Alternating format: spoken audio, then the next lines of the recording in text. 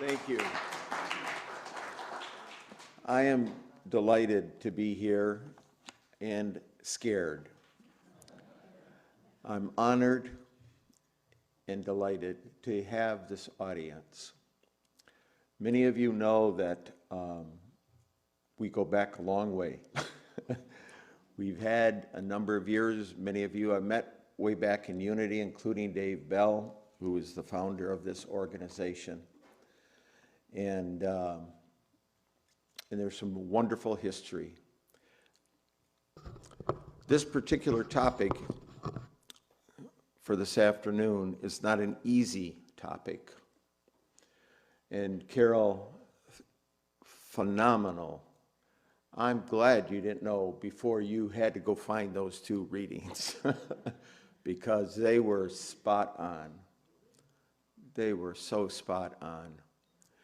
Forgiveness, remembrance, return. Return of the prodigal child. Something's lost, something's found. Something was, something is. Where was it? Where is it? Where am I going? The story goes on in our lives for many of us. And this world that we're living in today has not made it any easier at all to deal with these very topics that my talk is about this afternoon. The other part of it is that I'm living this experience. I'm living the return of the prodigal.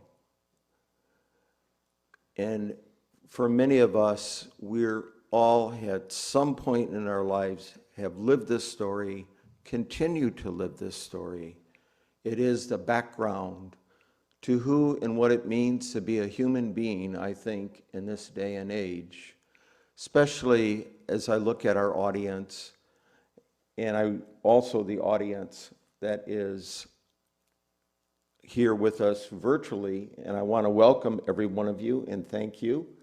And I think there may be a couple of friends of mine joining this afternoon as well.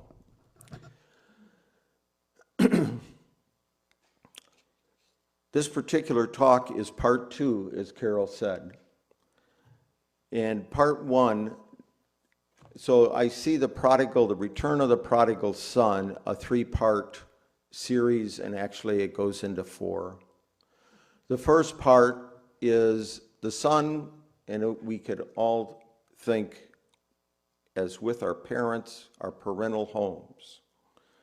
We're raised, and many of us at that age do not realize how much has been provided for us, how much blessing has been given to us, and how much our parents have given up of themselves to even be able to keep that roof over our heads, to keep us clothed, going to school, for those that have had that fortunate experience, and be able to maintain that house. This takes place in a particular picture. It's called the father's estate. And the prodigal in part 1, Carol, decides to leave the prodigal estate, the estate of the father. And the interesting part of the story is he's the younger brother of 2. And the younger brother of 2, usually in the Jewish tradition, it is the elder and the father who is the elder who's given the most respect. And in this particular story, we have the younger son deciding that he's had enough, he's been there long enough, and on the other side of the hill is the greener grass, and he's about to leave. And not only is he about to leave, but he says in part 1, he says, "Give me my inheritance. I got it coming. I know you're a wealthy guy, and I'm the younger one. I don't get the whole thing, but give me what I'm supposed to get because I'm out of here." We've been there. We've probably had many friends in our years that have told this story, or we witness this story. So it happens, the father, it's interesting, the father doesn't say a word, doesn't argue in the story as we read the story, and I'm sparing you reading it, but I may read a few lines.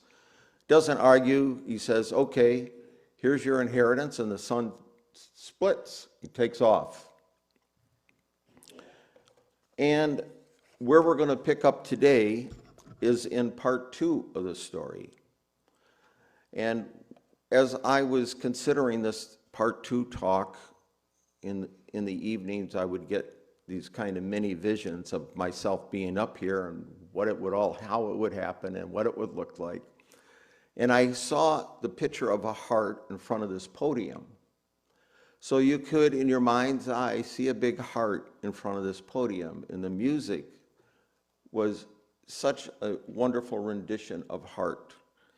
And the readings, that particular chant came from Paramahansa Yogananda, actually, for those that may not be familiar with it. And the song comes out of that tradition, the SRF, Self-Realization Fellowship. Give me a minute here. And listen to my heart song. But what I loved about the words are the last part of this song, and it's going to set the stage for part 2, the return. Listen to my heart song. I will never forget thee. I will never forsake thee. Listen to my heart song. I will never forget thee. I will never forsake thee. We have a prodigal son, daughter, child that left the estate. And as we journey with him, as the reading says, and I'm going to read a short piece of that, you'll hear what the state is that sets the stage for what I'm going to refer to today in this talk. So for those that care, this is out of Luke in the good old Bible. It's been around a long, long time. And in Luke, it's chapter 15, verse 11.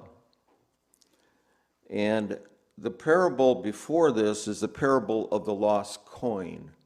So in these particular snippets that they catch of Jesus' life, he's given these parables of something lost and something found. Something lost and something found. Something given up and something gained. And so in this second part, it reads like this.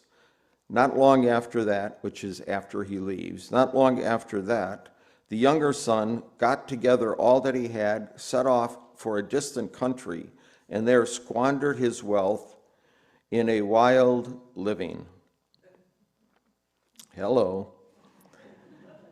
You talked about the Beatles, you talked about the music that most of us have been through in our lives. At least I can speak for myself. I've experienced some of that. Michigan State, not U of M, however, but it was still considered a pretty good party school. After he had spent everything, there was a severe famine in the whole country, and he began to be in need. So he went and hired himself out to a citizen of that country, who sent him to the fields to feed the pigs. Now, in Jewish culture, you may or may not be aware, there's not a real fondness for pigs or for pork.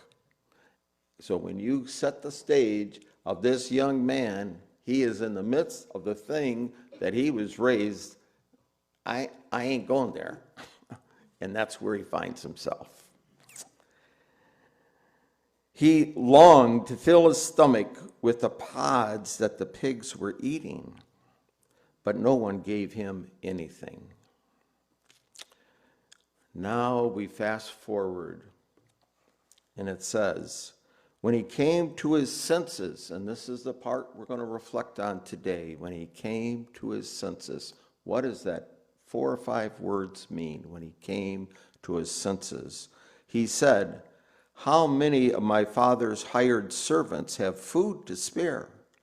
And here I am starving to death. I will set out." Notice the moment. I will set out and go back to my father and say, "Father, I have sinned against heaven and against you." And let me put a 21st century framework around the word sin for many of us and those that will hear this talk. Sin means brokenness, broken from our wholeness, broken from that which we know we can be, that higher aspect of ourself that calls us forth into a wholeness that we cherish and we may have experienced in our life, and we truly look, as we look into the future, for that wholeness, that oneness. "For I have sinned against heaven and against you. I am no longer worthy to be called your son. So just make me like one of your hired servants." So he got up and he went to his father. Now that's a lot in and of itself. And on the face of it, it can get moralistic. And on the face of it, in our culture today, where many people see everything as black and white, good and bad, you're this stripe or you're that stripe, you belong to this tribe or you belong to that tribe. There's a whole lot going on in our culture that raises this story. And in this case, the story is just an individual. So the parable of the prodigal son actually is taking place, if you'll believe it, on the micro scale, the macro scale, and a cosmic scale. And we're involved in all of them at the same time. Micro scale is our personal life. Macro scale is our culture, which is very much in our face today. And I don't care whether you come from Florida, you come from Texas, the Midwest, or out in the real West. California people. We have the whole spectrum today. And in this story, this young man, woman, child, finds himself in a situation, not their home, not what they grew up with, not what they're accustomed to, forgetting, of course, what they did to get themselves in the predicament they're in. So we have this moment of reason. He came to his senses. Now there's a whole lot in that one set of words. Something happened inside, not outside. Outside was a reflection, and how many have read the Course of Miracles? Okay. This phenomenal book deals with that inside and that outside part of us. The world is reflecting to us from the outside. The inside of us is dealing day in and day out with who we are and what we are. My next decision. What am I going to do with this situation? I need to take care of that person. I want to please this person. I want the attention of that group or that individual. This is the stuff we live in and day out. That's where this son, this prodigal son, finds himself. And he goes, "This is a mess. This is a mess." So I was going to do this. I was going to turn around. This is a mess. How did I get into this mess? And here I am. What am I going to do about it? My goodness, my father's servants had it better than I've got it. Guess what? I'm going to go back. I'm going to retrace my steps. And I'm going to go back. But I can't claim being a son. Look what I've done. I've already got my inheritance. Look where it got me. And as they say, if the thinking that got you where you are, you better have different thinking to go where you want to go. The moment of reason, my thinking, a new idea. Now, for many of us, when we have that new idea, we call that the aha moment, right? That inspiration, that moment of inspiration that lights up from inside of us and said, there's something more. Or, I got inspiration, I'm going to return. But he's in a mess. He can't go back the way he left. Our society is dealing with many of these questions on the macro level. The beautiful, beautiful readings, Carol, that you did about forgiveness. Letting go so I can go forward. Forgiving not because I feel like I want to forgive, but I'm going to make a decision, a moment of decision, because the baggage I'm carrying and that I've been holding has got me in a mess. I'm going to choose to let it go. Not that a feeling is there yet, but I'm going to choose to let it go. So we have, other than me speaking about it because of the time and not having the ability to do multiple readings, I want to share with you some of the readings from both the Course in Miracles, and the Course in Miracles had incredible wisdom in this subject.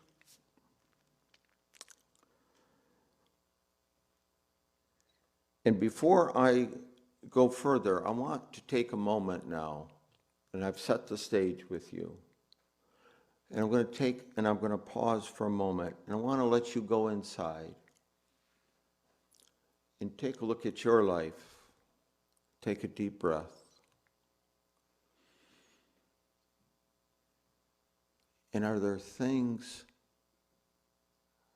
reflections, reorientation? Tony Robbins says, reframe it. Reframe it into a higher place, a higher reality.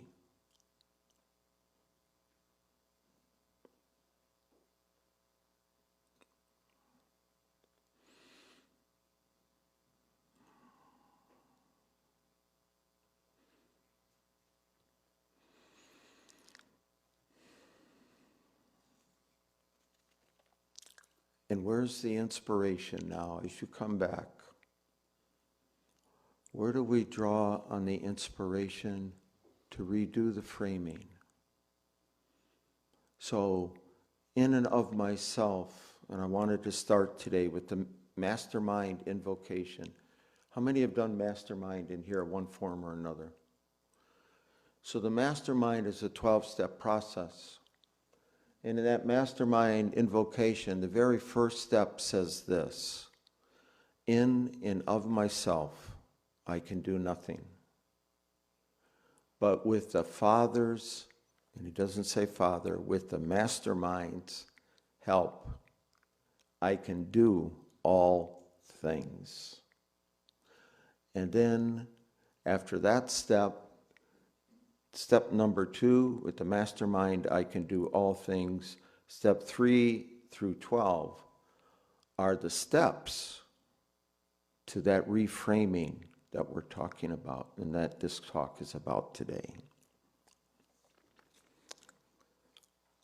So now we're going to take a look at, okay, so how does the Course in Miracles say and deal with this?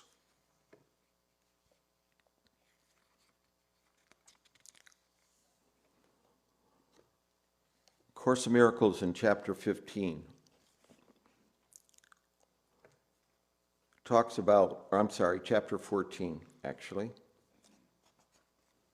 Get to the right section. I haven't really utilized the Course in Miracles very much, but there were some very appropriate things for this talk.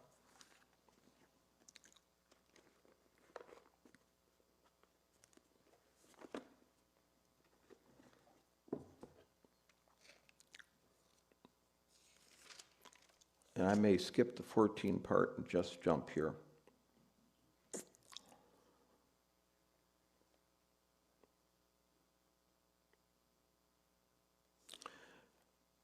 The power, this is in chapter 14. We're dealing with chapter 14, 3, verse 4. The ego is a choice for guilt. The Holy Spirit, the choice for guiltlessness. The power of decision is all that is yours. What you can decide between is fixed because there is no alternative except truth and illusion. And there is no overlap between them because they are opposites which cannot be reconciled. They cannot both be true. You are guilty or guiltless, bound or free, unhappy or happy, unhappy or happy. This miracle teaches you that you have chosen in your reframing guiltlessness, freedom, and joy to let it go.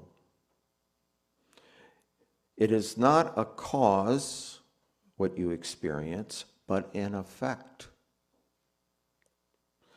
It is a natural result of choosing right that attests to your happiness that comes from choosing to be free of guilt. Everyone you offer healing to, everyone you offer healing to returns it. No penalty is ever asked of God's Son except by himself and of himself, daughter and child. Every chance given to heal is another opportunity to replace darkness with light and fear with love. Let me read that again. Every chance given to us to heal is another opportunity to replace darkness with light and fear with love. If he refuses, it binds himself to the darkness because he did not choose to be free and free his brother and enter the light with him or them. But by giving power to nothing, he throws away the joyous journey, the opportunity of return to wholeness, to learn that nothing has no power. And by not dispelling the darkness that he was afraid of, he became afraid of darkness and of light.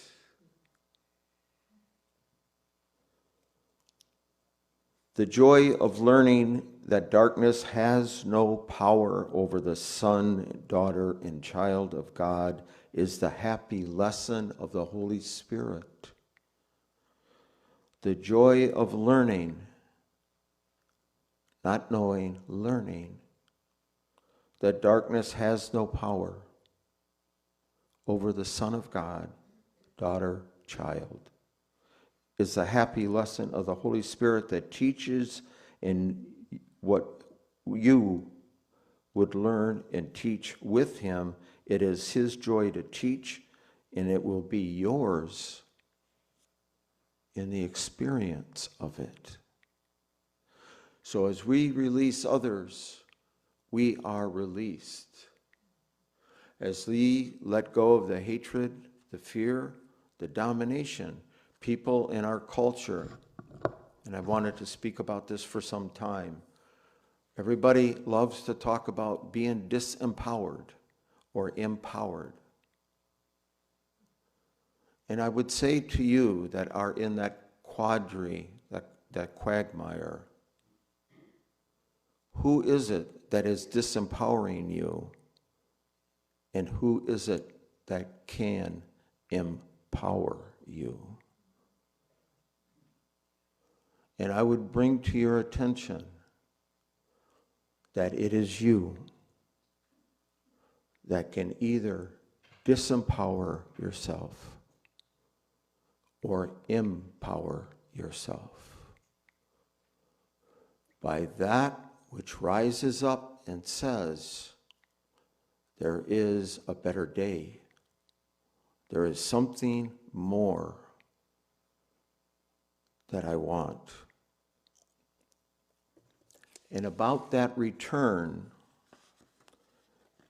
because it may raise fears, it may raise doubts, it may, what will people think of me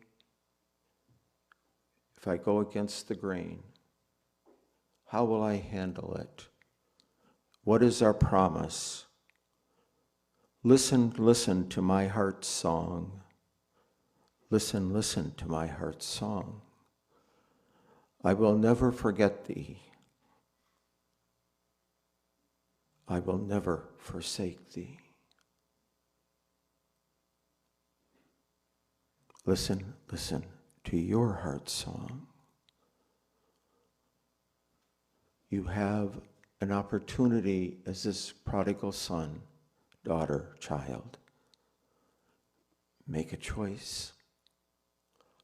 And the Course in Miracles says the only power, the real power that we have is in choice. So I would encourage you, and I've barely touched on getting to the good news of the return. So let me say to those that are listening and to those that would care, because I would like to do a part 3, which is the return. Because we all know we like the rewards and the return. So I would encourage you thoughtfully, heartfully, to consider those that you love, those that you have loved. And speaking at my age at this time, I can say this more than I could have 20, 30, or even 40 years ago. That those that you love and you care about, and I think about my parents, and I spoke once here at Christmas and I could hardly keep the tears back for what my mother and my father gave to us so we could celebrate that. Thank you for the love and the honor to speak today.